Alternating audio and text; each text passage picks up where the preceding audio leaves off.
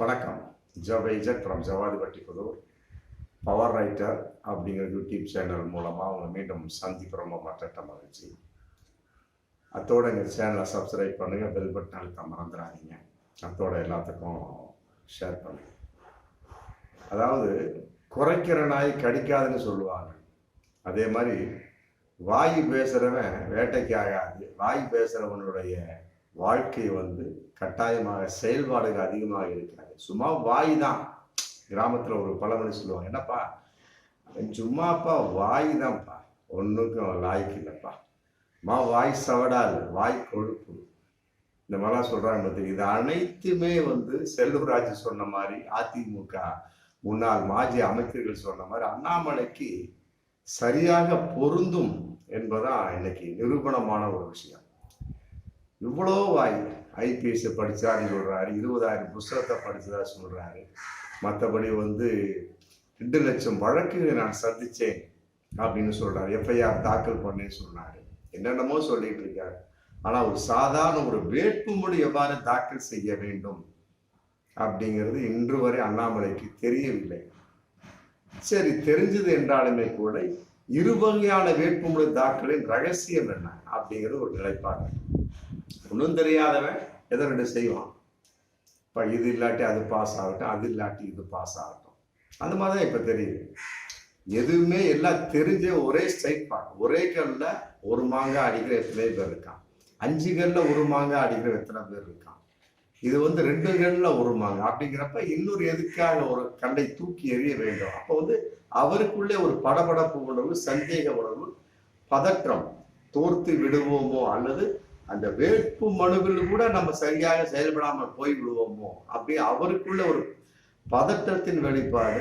மற்றபடி தனக்குத்தானே நம்பிக்கை இல்லாத ஒரு வெளிப்பாடு. கோவை மாவட்டத்துல அவர் போட்டியிடுறார்.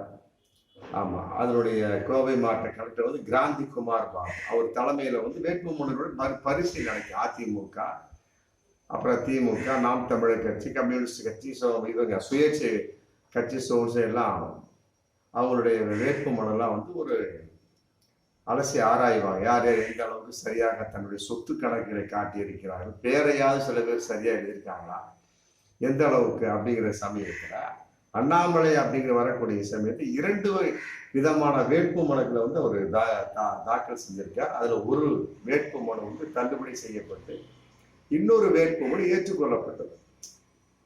ஒரு வேட்பாளர் அப்படின்னா சில பேர் பார்த்தீங்கன்னா 2 தொகுதியில் நிற்பாங்க. சந்தேகம் அவங்களுக்குள்ள, இந்த தொகுதியில தோர்த்து விட்டோம்னா என்ன ஆகுது, அவர்களுக்குள்ளே நம்பிக்கை இல்லாத வெளிப்பாடு.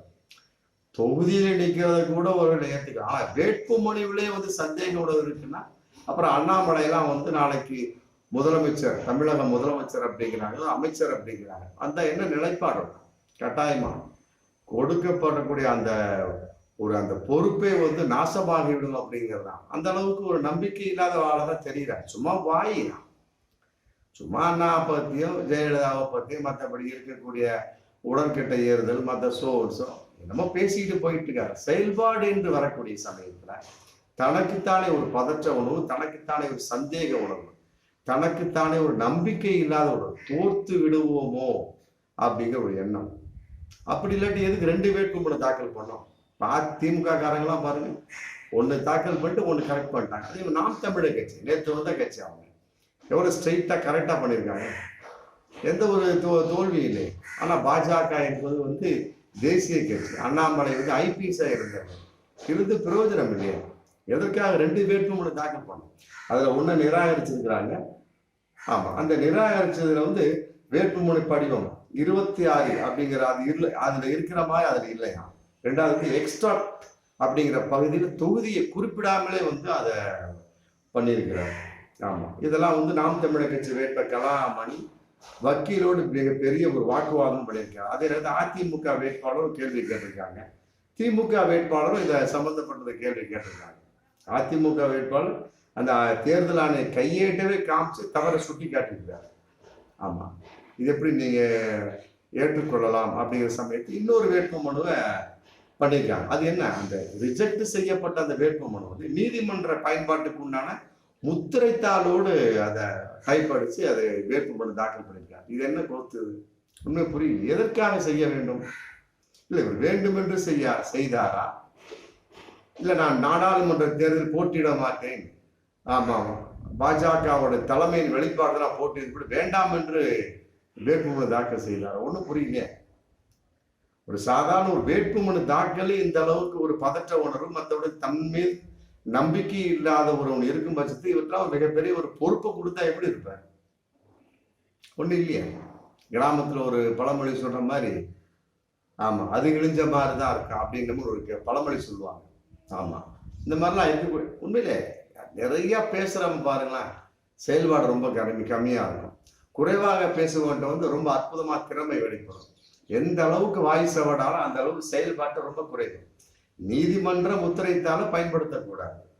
மற்றபடி எக்ஸ்ட்ராக்கு பகுதியில கட்டாயமா தொகுதியை குறிப்பிட வேண்டும். இதெல்லாம் ஒண்ணுமே இல்லை. அப்புறம் படிவம் 26 மாதிரி அந்த இது இல்லவே இல்லை. அடிச்சிருக்கிறார் நீதிமன்ற பயன்பாட்டுக்குள்ள முத்திரைத்தாள். எதற்காக பயன்படுத்த வேணும் அப்படிங்கிற கேள்வி இருக்குல்ல. உடனே இது செல்லாது அறிவிக்கப்பட்டாச்சு. அப்புறம் இன்னொன்னு கான்செப்ட், அதுல உள்ள ஒரு மனுவுல படிவம் 26 பக்கம், அப்புறம் பகுதி ஏ வரிசை எண் 5 பகுதி பில் பக்கம் 30 ஆகியவற்றில் ஏகப்பட்ட தவறு பண்ணியிருக்கிறார். இதை நாங்க சும்மா விட மாட்டோம் அப்படின்னு சொல்லி இன்னைக்கு சீமான் கட்சி, நாம் தமிழர் கட்சி நாங்கள் நீதிமன்றத்துக்கு செல்வோம். ஆமா இதை கலெக்டர் கிராந்திகுமார் பாபு ஓகே கொடுத்துருக்கிறார். இன்னொரு வேட்பு மனுவிலையும் சில தவறுகள் இருக்கிற மாதிரியும் சுட்டி காட்டப்படுது. சுத்தமாவே தவறு ஏகப்பட்டது இருந்த அந்த நீதிமன்ற பயன்பாட்டுக்குரிய முத்திரைத்தாள் அடிச்ச வேட்பு மனு ரிஜெக்ட் பண்ணியாச்சு. இன்னொரு தாளி தவறு இருக்கு, நாங்க நீதிமன்றத்துக்கு போக சொல்லிப்பட்டு இன்னைக்கு சீமான் பண்ணியிருக்காரு அப்படின்னா, அப்ப வேட்பு மனுவே அந்த பிரிண்ட் அடிக்கவே தெரியல, வேட்பு மனு தாக்கல் பண்ண தெரியல. ஆமா இதையெல்லாம் விட மொத்த சொத்துக்கள்ங்கிற கான்செப்ட்ல 7,96,86,87,000 கணக்குப்படி வருது அவருடைய விஷயம்.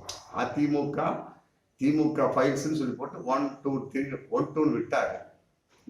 என்னத்தை விட்டாரு? இந்த மாதிரி தேர்தல் கணக்கு காமிக்கிறாங்க பார்த்தீங்களா, அதன் அடிப்படையில் உள்ளதான் விட்டாரு.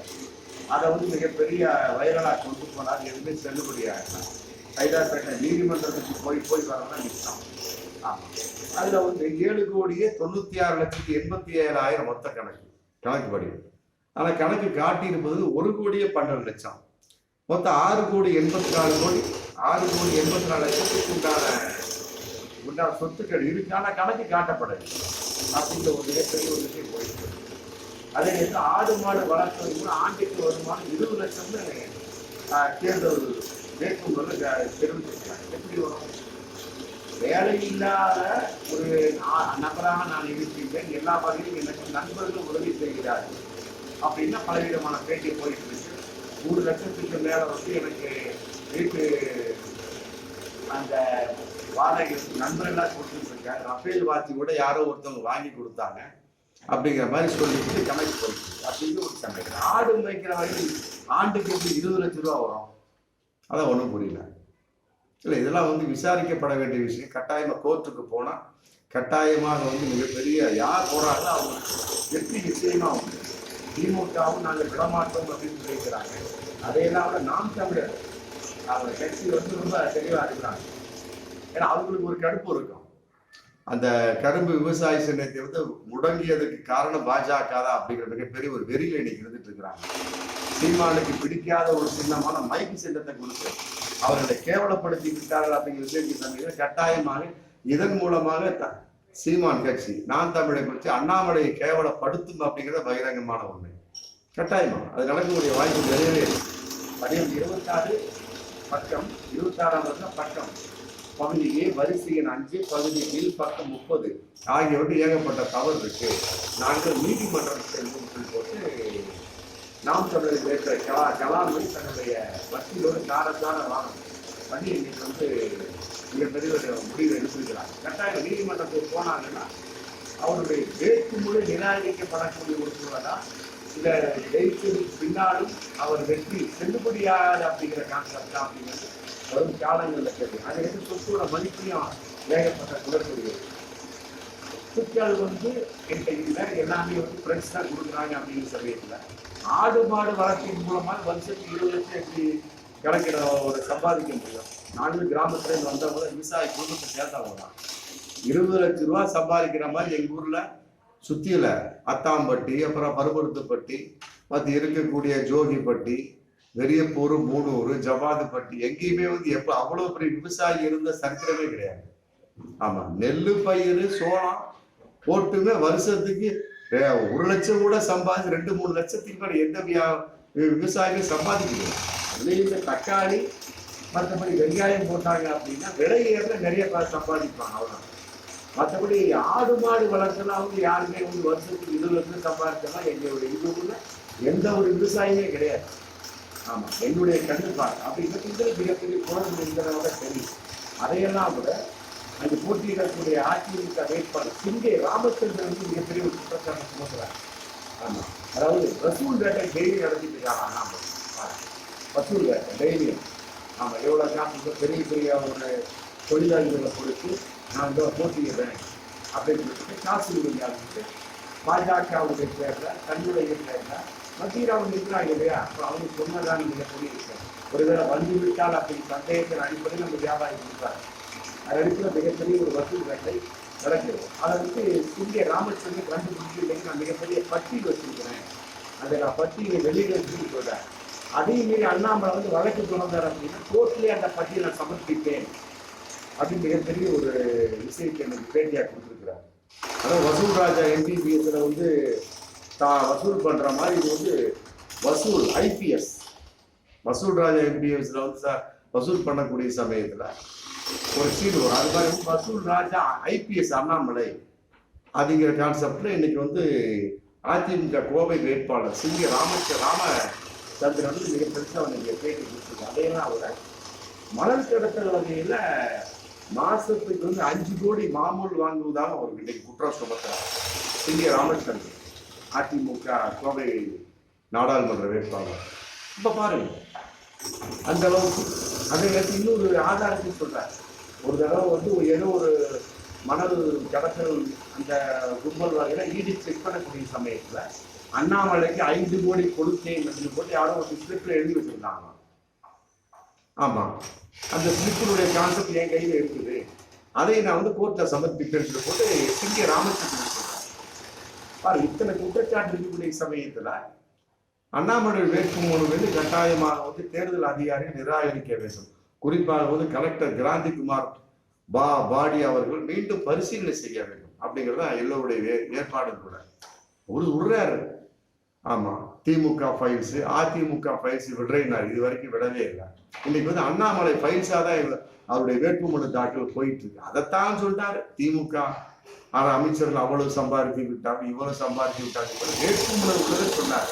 இன்னைக்கு அவருடைய வேட்புமனுலே வந்து நாம குளிச்சு போய் மற்றவங்க கிழிச்சு போய் கிடக்குது அப்படிங்கிறது பகிரங்கமான. ஆமா, இதை வந்து நாம் தமிழர் கட்சி கட்டாயமாக இருக்கக்கூடிய அதிமுக சம்பந்தப்பட்டவர்கள் தீர்ப்பு கோர்ட்ல வழக்கு போட்டால் கட்டாயமாக ஜெயிக்க வாய்ப்பு இருக்கு அப்படிங்கிற மாதிரி இதை தெரியும்.